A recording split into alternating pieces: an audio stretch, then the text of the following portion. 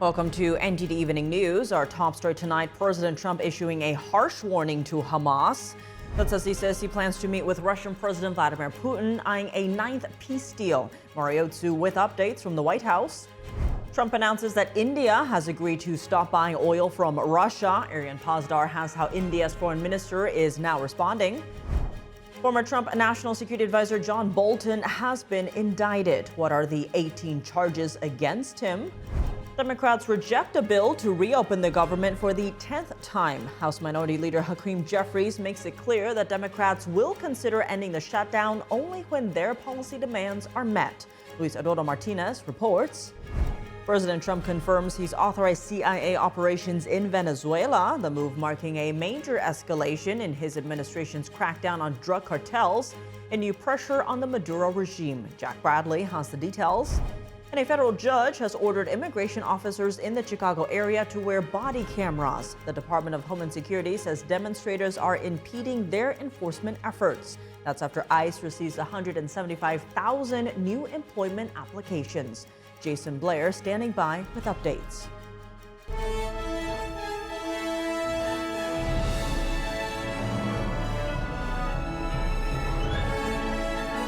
This is NTD Evening News, live from our global headquarters in New York City. Here's Tiffany Meyer.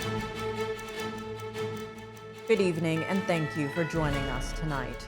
President Trump saying he'll meet with Russian President Vladimir Putin about ending the war in Ukraine, and the president issuing a new warning to Hamas. We now go live to NTD's Washington correspondent Mariotsu, who's at the White House. Good evening, Mari. What is the latest on President Trump's announcement?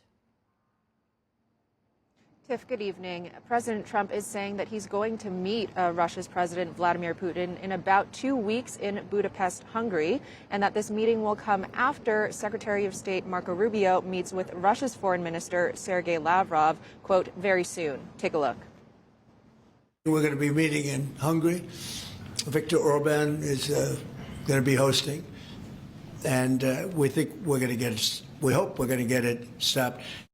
This coming after President Trump called President Putin today, saying they spoke about U.S. Russia trade when the war with Ukraine is over. The president calling it, quote, very productive.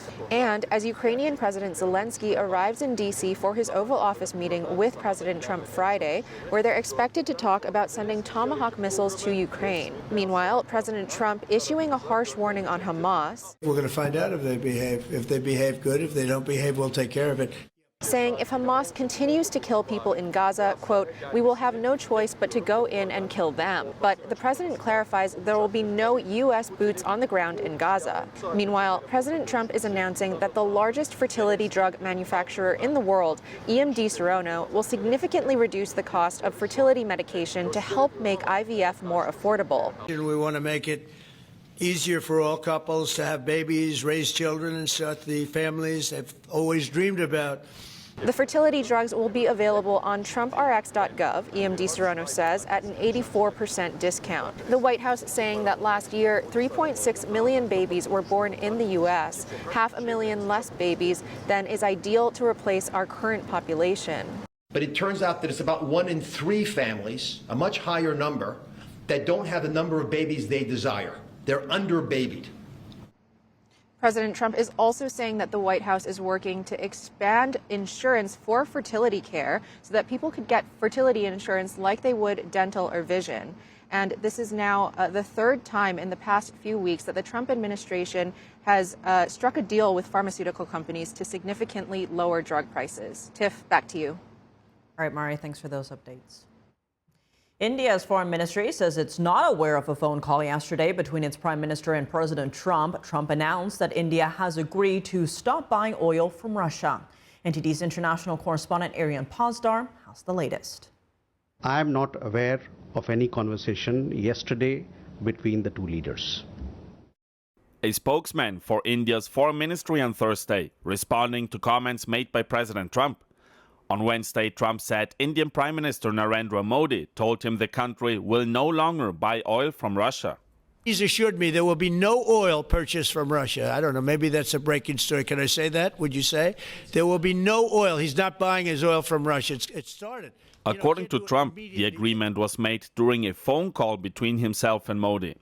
But Trump didn't specify whether the call took place on Wednesday or sometime before that, while India's spokesperson said only that no call took place on Wednesday.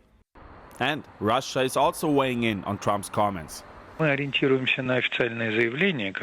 rely upon the official statement issued by the India's foreign ministry. These statements are available to everyone, therefore we rely upon them.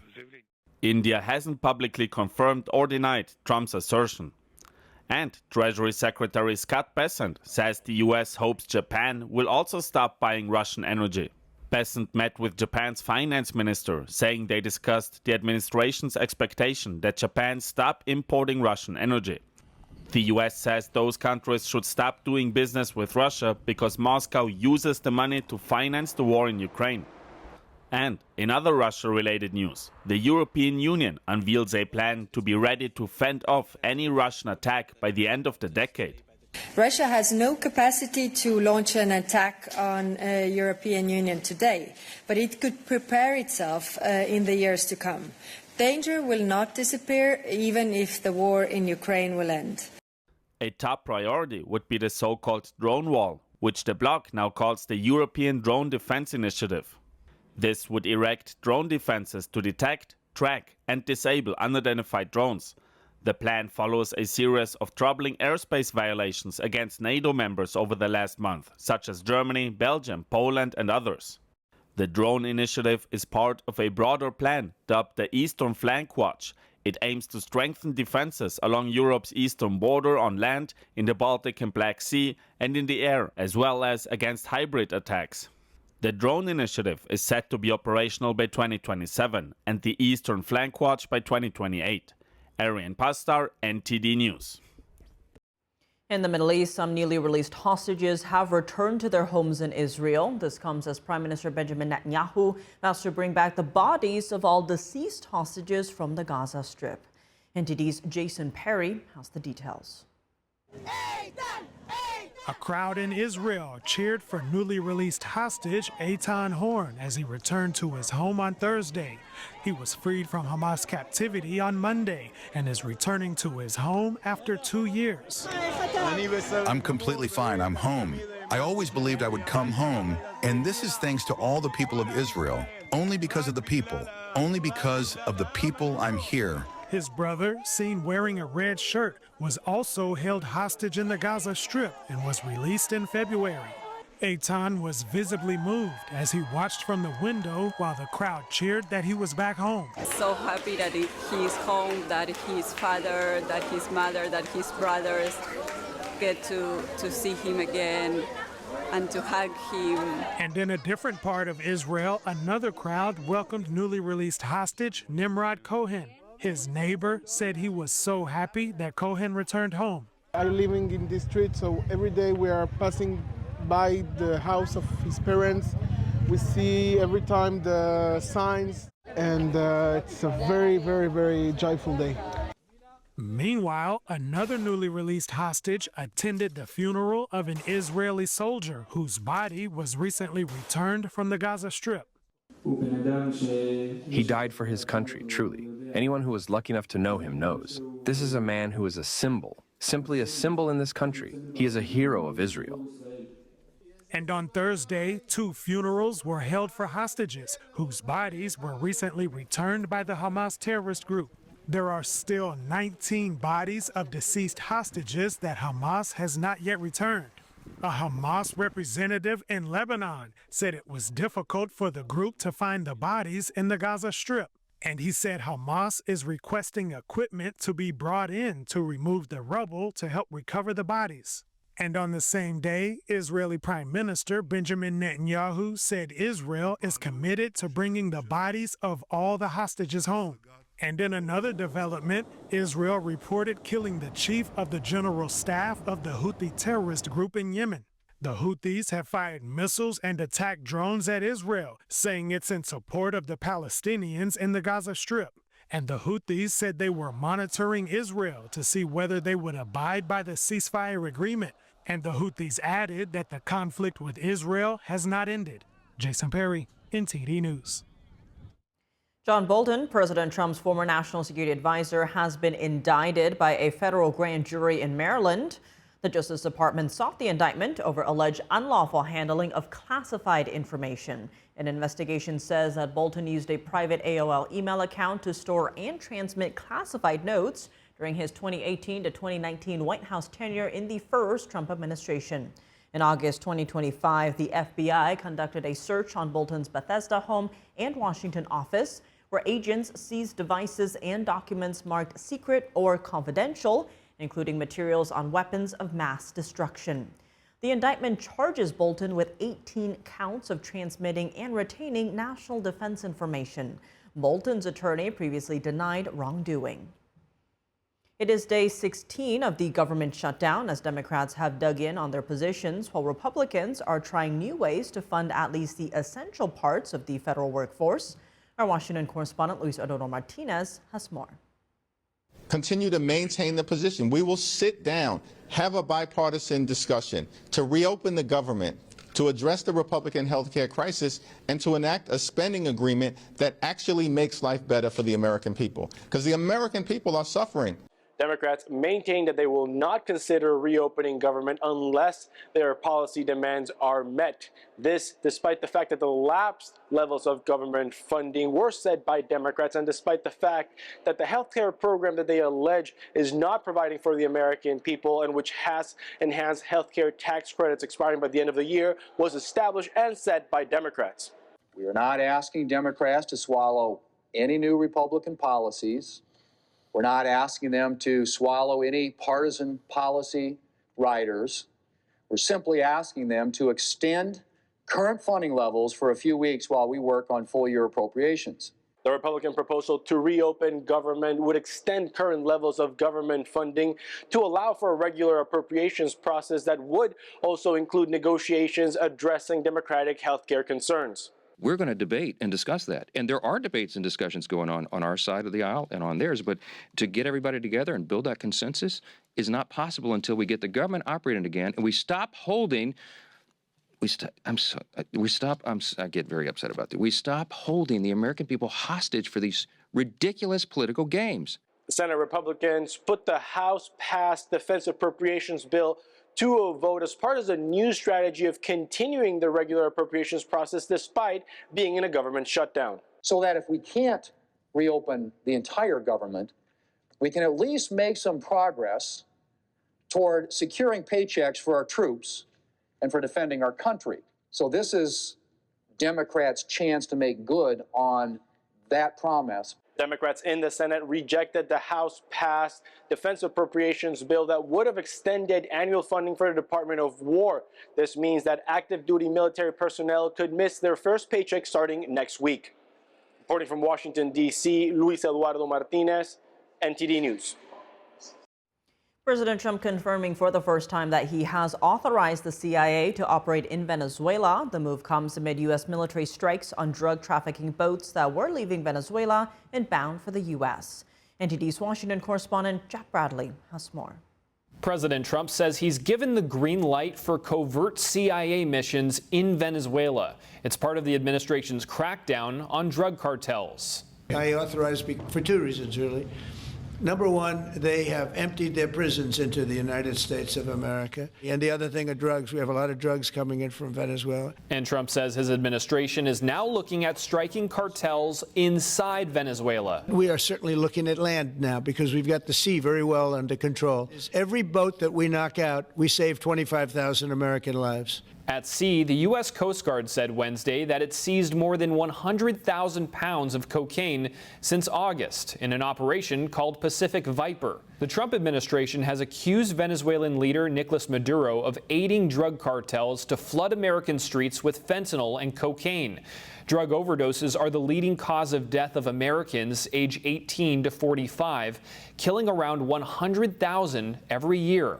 The U.S. has a $50 million bounty leading to Maduro's arrest, and when asked if that means the CIA could target Maduro, Trump responded, "Oh, I don't want to answer a question like that. That's a ridiculous question for me to be given." Not really a ridiculous question, but wouldn't it be a ridiculous question for me to answer?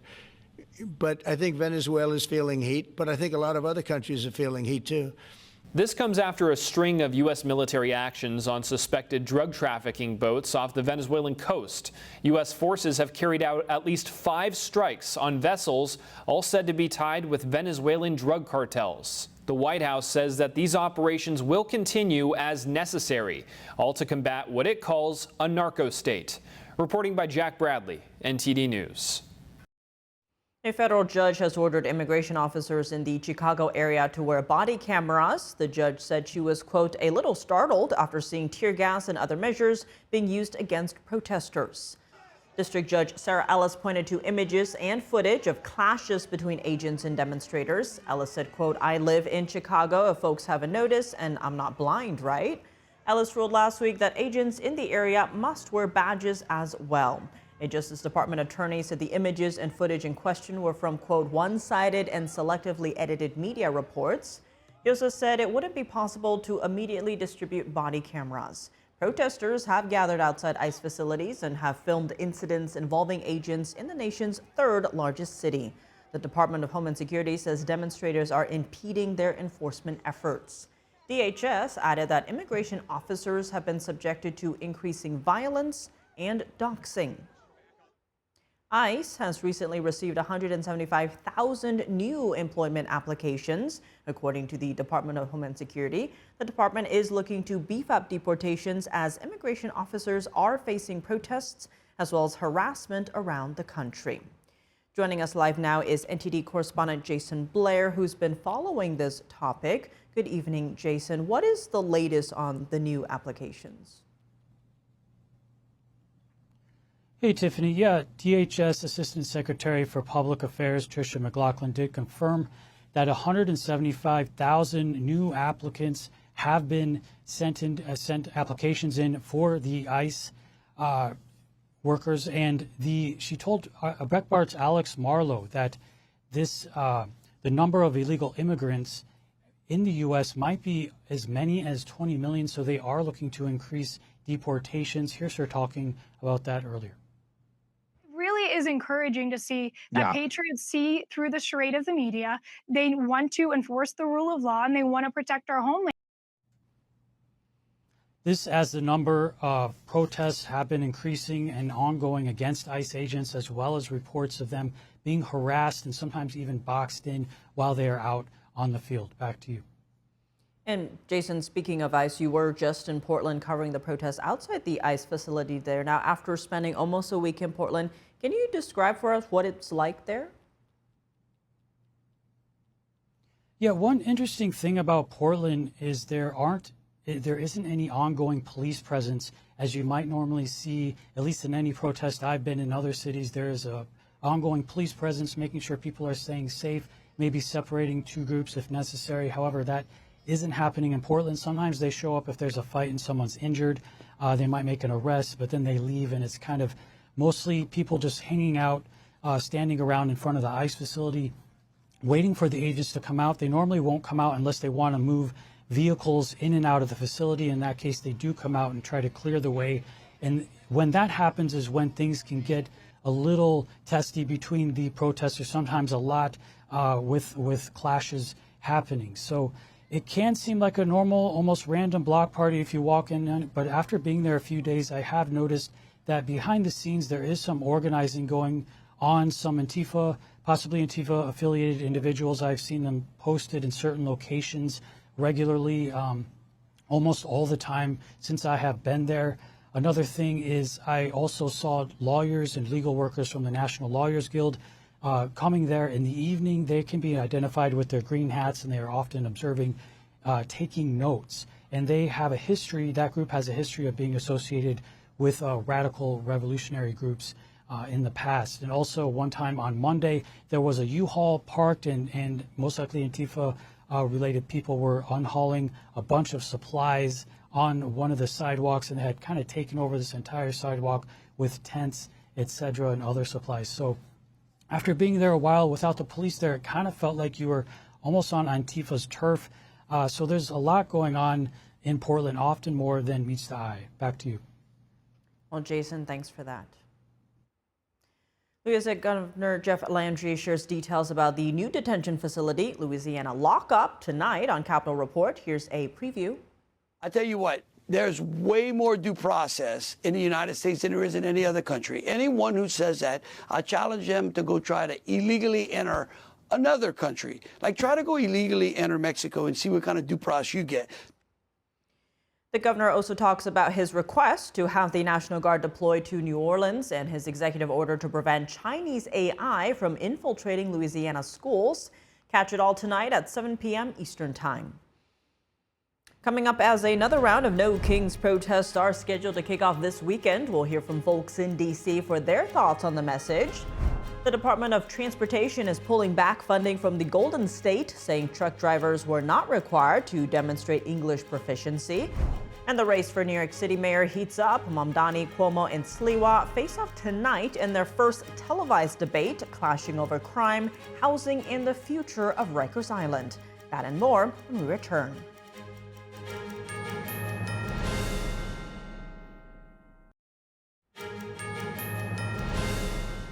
Welcome back. I'm Tiffany Meyer. President Trump plans to have a new monument in the nation's capital, a triumphal arch. Trump personally came up with a design to commemorate the country's 250th anniversary next summer. According to a White House official, small models have been made of the arch, which resembles France's Arc de Triomphe. The monument would be placed in a traffic circle near the Arlington Memorial Bridge, but it is unclear how the project will be funded or when it could be built. Another round of No Kings demonstrations are set to take place this weekend across the nation. What do people make of this messaging against President Trump? NTD's Sam Wong was out on the National Mall in D.C. to hear from the people. Is President Trump a king? I don't think he's a king. I think he's doing a great job, to be honest. I think everything he's doing, he's fought every step of the way, but he's doing, in my opinion, doing a great job against all odds. You know, I think I know the history pretty well. Not an expert on the Constitution or anything, but there are so many restrictions on that. You know, whoever may be listening or watching, you know, I just encourage them to look up themselves, you know, and, you know, if not, you know, wait in 3 or 4 years. And what do you make of the messaging here, No Kings? I think it's important. I think America was birthed out of wanting to get away from, you know, a single ruler. We wanted to live in a democracy, and it feels like every day we're seeing something new come up where it's kind of chipping away at that. Oh, I'm a fan. I'm going to be there in Nashville. I was just thinking about what sign I want to make. I think the war on education, on teachers right now, is a big problem for me. I'm an educator. His administration has cut almost every special education job in the federal office, which is going to affect a lot of students and a lot of families. Are you seeing the ramifications of that yourself? Not right now, but I do think we are at a time where American nationalist movement is dividing our country. What do you make of this message here, No Kings? I don't really understand it. I don't look at him as a king by any means. He's a leader of our country. He's fighting for us, and he's freeing hostages as we speak. I mean, he's really, I feel like his heart is with the country, and I feel like we've lost that a little bit. I just would add that as well. I'd say he unites us, and he's a good leader, so. And we love his gear. President Trump has been saying that, you know, every step of the way, every time when he does something, there's always like pushback, legal pushback. He's fought every step of the way by these courts, by these judges who are not elected by the people, but appointed by somebody else. So that's an indication that he's not a king. What are your thoughts on that? I think he's right. He has gotten a lot of pushback, but I think that's for a reason. I think he's trying to put more of a value on a certain person's life over another, and I think that that's wrong. And what do you say to people who think that President Trump is trying to become a king? What are your thoughts? Well, I would just encourage them again to look at the Constitution and for themselves and recite it to themselves and look at the restrictions at the 21st Amendment, the 20th Amendment. We all had that instinct to be the drum major, but maybe it's this time where we just want to take that humble step back and say we're not. The Department of Transportation is holding back $41 million from California. Federal officials say the state was not ensuring that truck drivers pass English proficiency tests. NTD's David Lamb reports. The Trump administration is withholding $40.6 million in transportation funding from California.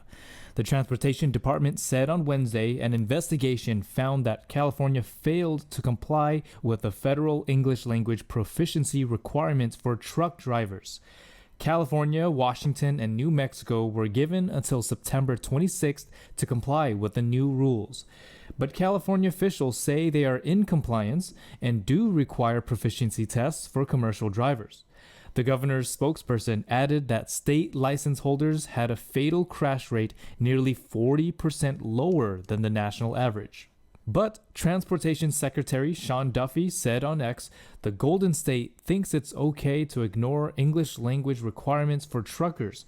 You can play all the games you want, but not at the expense of American lives. This comes after issues came up this year with truck drivers who have limited English language skills. In a video widely circulated on X, an Indian national was accused in August of causing an accident that killed 3 people in Florida after allegedly making an illegal U-turn with a truck. Harjinder Singh had obtained a commercial driver's license in 2024 from California, despite being in the country illegally. Officials said he did not pass English or road tests. Duffy says California is the only U.S. state that refuses to ensure truck drivers can read road signs and communicate with law enforcement. On September 29th, California's Department of Transportation issued an emergency ruling that prohibits the state from issuing or renewing limited-term legal commercial driver's licenses to non-citizens. David Lamb, NTD News, California. California is said to become the first state to offer affordable insulin through a state-backed program. Governor Gavin Newsom says the program will directly lower costs for patients. NTD's Christina Corona tells us more.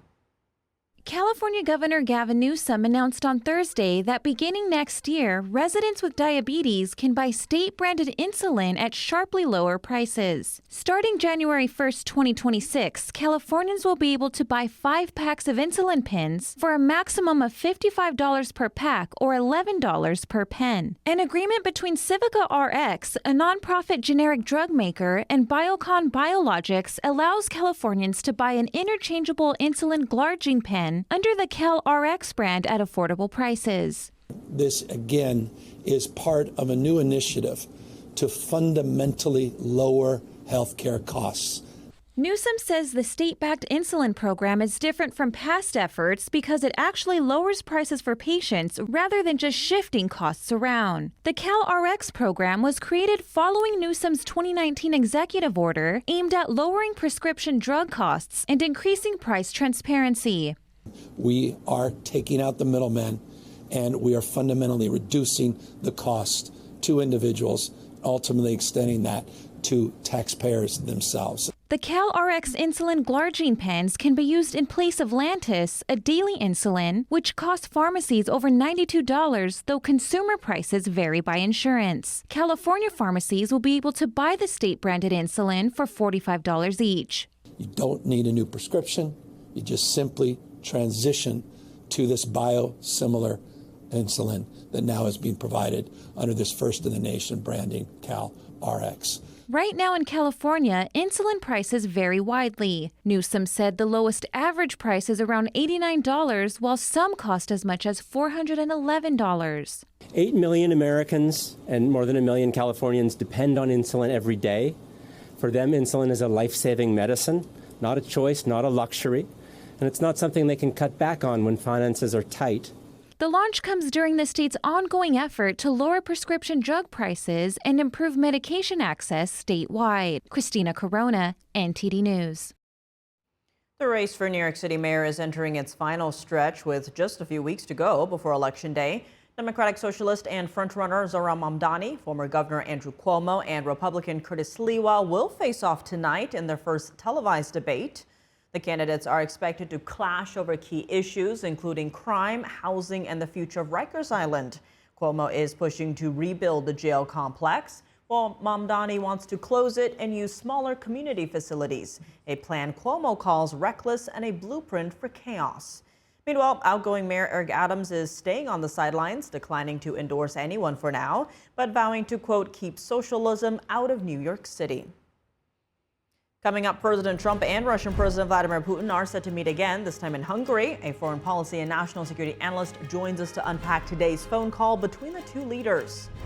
And Britain publishes evidence tied to a now collapsed Chinese spying case. The documents detail malign Chinese activity, but did not clearly state that China poses a threat to UK national security.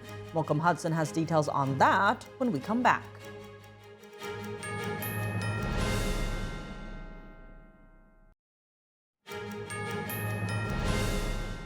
Welcome back. I'm Tiffany Meyer. During President Trump's 2-hour phone call with Russian President Vladimir Putin, the recent peace deal in the Middle East came up, and Trump said he believes that will help in negotiating the end of the Russia-Ukraine war. Both sides said the call was productive and have planned a meeting in Hungary.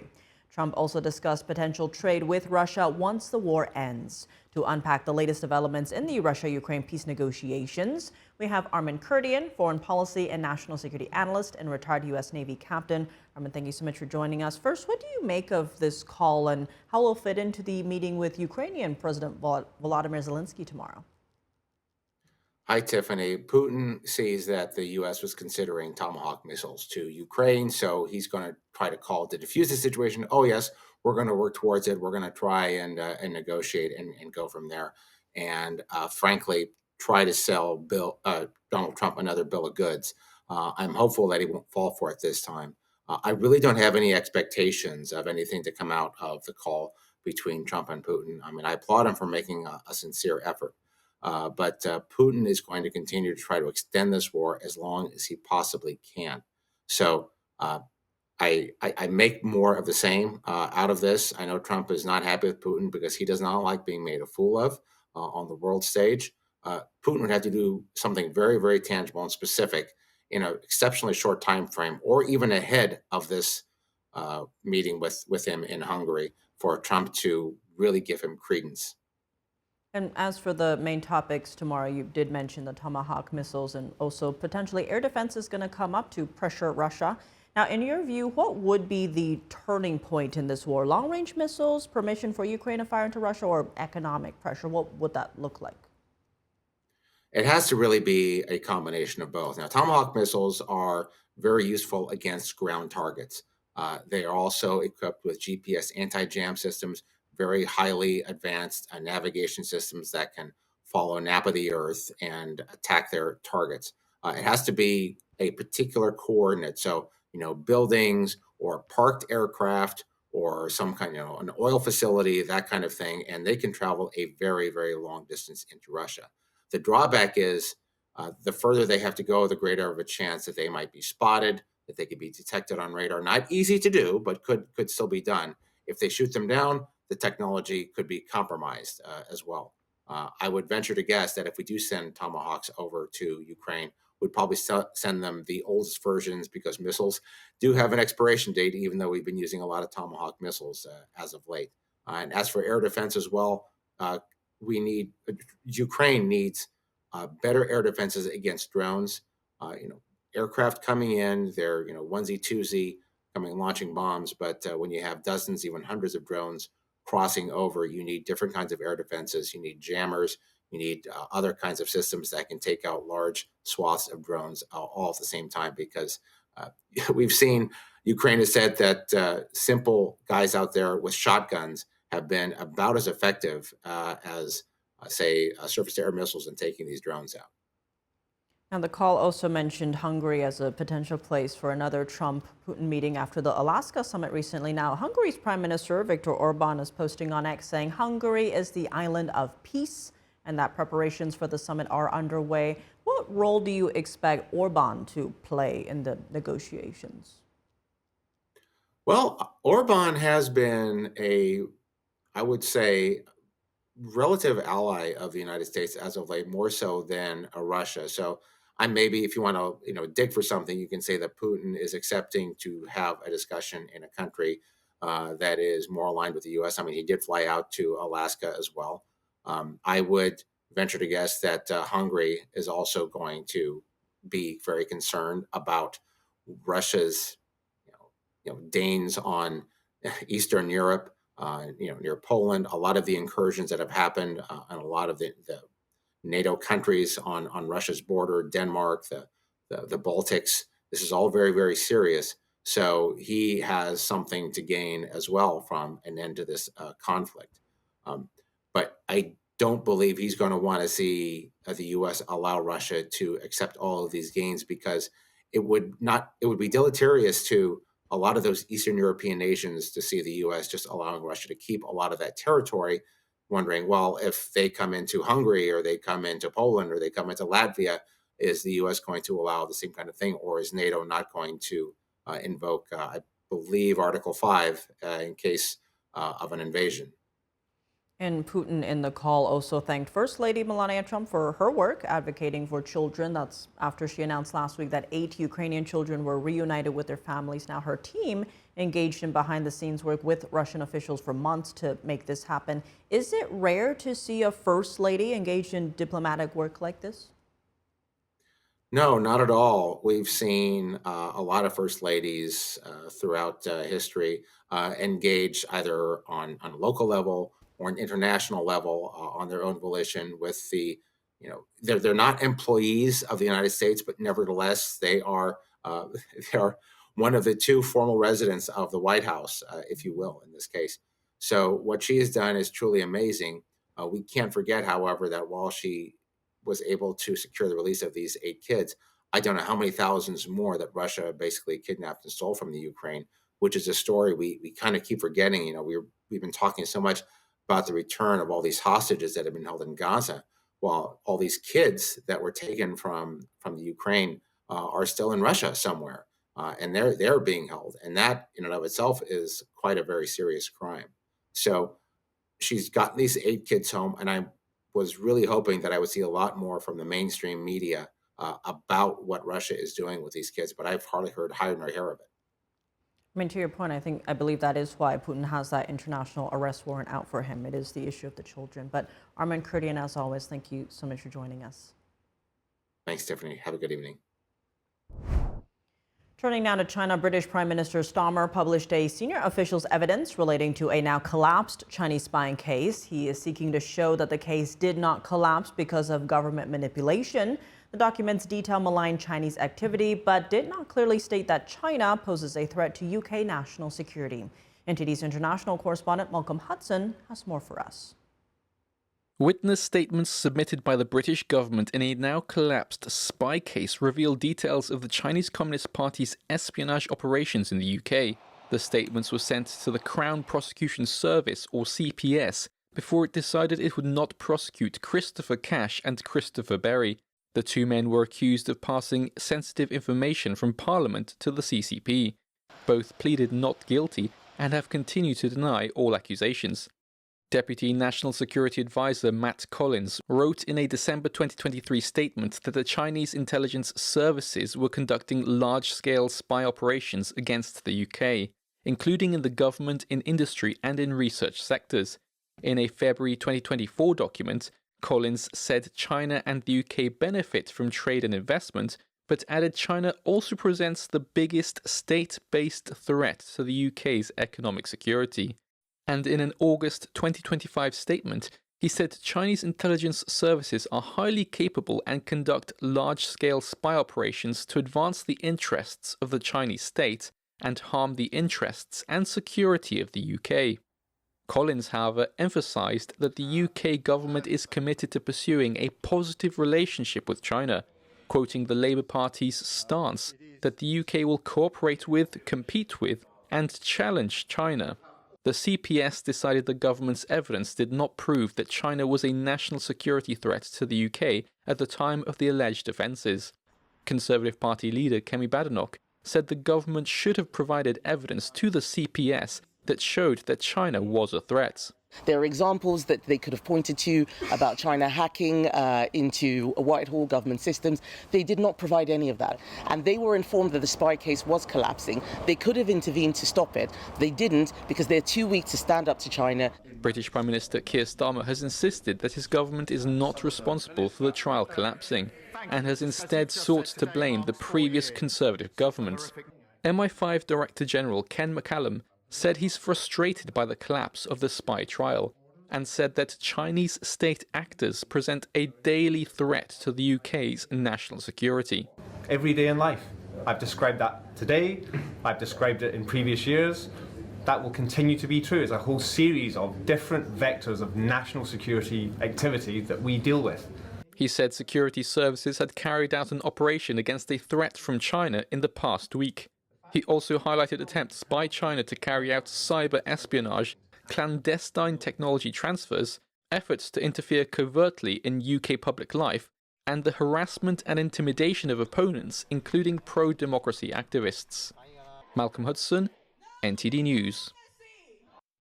Coming up in the NFL, it's the league's icy hot bowl as a pair of 40-something quarterbacks square off tonight in Cincinnati. Dave Martin joins us to discuss when we come back.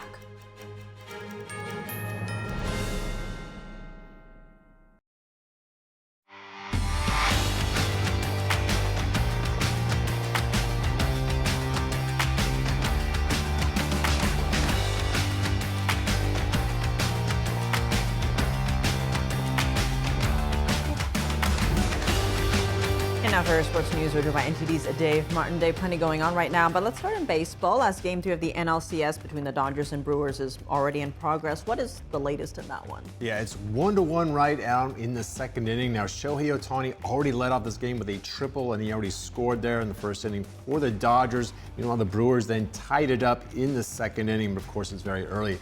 Now, meanwhile, for the Brewers, I mean, they're already down 2-0 entering this game. They almost have to win this one to stay in this series. Now, if they fall behind 3-0, only one team in the history of baseball's playoffs of 100 plus years has ever come back from a 3-0 deficit, or of course Boston over the Yankees back in the 2004 ALCS. So it's pretty much a must-win tonight for Milwaukee. Now for the Dodgers, they've been winning, but without really Shohei Ohtani hitting, at least until tonight. It's really been their starting pitching. Blake Snell, Yoshinobu Yamamoto especially have been very dominant, a combined 5-1 in these playoffs. It's really taken the heat off Ohtani. Now he had 2 home runs in the first 2 games of the playoffs. That was against the Cincinnati Reds in the wild card round. Since then, though, against the Phillies and the Brewers, coming into tonight, I guess including tonight, he's now 3 for 26, and that triple was his first extra base since. Now, granted, it's only been 6 total games, and the Phillies and Brewers have very good pitching. They're also putting those left-handers against Ohtani, but he is the best hitter in the National League, so I'm expecting to see a little more out of him. Probably will be soon. Going to say a lot at stake. Later on tonight, though, Game 4 of the ALCS gets underway in Seattle, and Toronto got a big win last night, though. Yeah, Toronto had a huge win. 13-4 last night in Game 3. They had 5 home runs in the rout. Vlad Guerrero Jr. went 4 for 4, 2 doubles, a home run, reached base all 6 times. That is the Vlad that we know. Now on the mound, Shane Bieber was very good for Toronto. 6 innings, allowed 2 runs, struck out 8, getting the win. Now this much more resembled a team that really blew out the Yankees in the ALDS when they scored 34 runs in those 4 games. Still, though, they're trailing in this series 2-1. Now, meanwhile, tonight for Toronto, 3-time Cy Young winner Max Scherzer is on the mound, making his first postseason start for the Blue Jays. Seattle, meanwhile, will start Luis Castillo here. It'll be in Seattle tonight, starting at 8:30 Eastern Time. You got all that, Tiff? You have plenty of time to get home to make that game. We've got other stuff going on tonight. All right, well, moving to college football news, though, the Indiana Hoosiers have announced a new 8-year contract with football coach Curt Cignetti worth close to $100 million. How much do you think the firing of Penn State's James Franklin had to do with this deal? I mean, probably a fair amount. I mean, Cignetti, though, he was going to be a hot candidate this offseason anyway for any job, He is 17-2 now in his second season at Indiana. They won a school record 11 games last year. He's on pace to exceed that this year. They're already up to a 6-0 start with a win against Oregon there. This is really their best 2-year stretch in school history. Their current ranking is number 3 in the country. That's the highest they've ever been. Now the Hoosiers Steelers traditionally been known as a basketball school. I think there were questions of whether they could ever win in football. Cignetti has certainly answered that as a yes. Now, this deal averages $11.5 million a year, making him the third highest paid coach in the country. Now, as far as Penn State's opening goes, the guy who looks like the obvious choice is Nebraska head coach Matt Rule. Now, Rule played at Penn State in the 90s, a linebacker under Joe Paterno, and he's very good as Penn State's athletic director, Pat Kraft. So we'll have to see what Penn State or Matt Rule decides in the offseason. But anyway, it looks like Cignetti is out of their plans. A lot of money, but what is it after taxes? Yeah, exactly. You know, he's probably only got 50 or 60 million, so joke's on him pretty much, right? Shifting gears to the NFL, though, the Steelers and Bengals play tonight in a game that's been dubbed as the Icy Hot Ball. Where did they come up with this nickname? Well, this came up during Aaron Rodgers' post-game interview there with the Steelers on Sunday while discussing his game against fellow 40-something-year-old quarterback Joe Flacco. I think Rodgers is 41, Flacco is 40.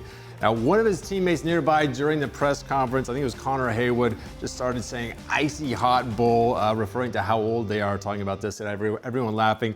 And the name has really stuck since then. Now, previously, Tom Brady and Drew Brees were the only other pair to play against each other at quarterback while being 40 years old or more. So this is the second time here. Now, for Flacco, this is his second start with the Bengals this season after 4 for Cleveland. Rodgers, meanwhile, for Pittsburgh, Pittsburgh's 4-1. Rodgers in the top 10, both passer rating and passing touchdowns.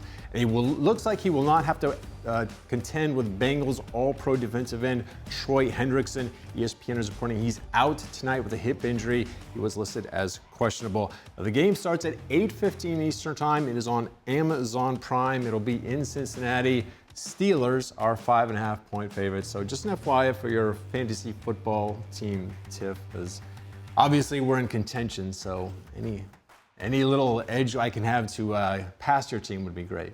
Well, let's find out on Monday. Well, Dave, as always, thanks for joining us. Thank you, Tiff. And that's all for today's news. For on-the-clock coverage, visit us at ntd.com/live or download our NTD app. Thanks for tuning in. I'm Tiffany Meyer. Good night.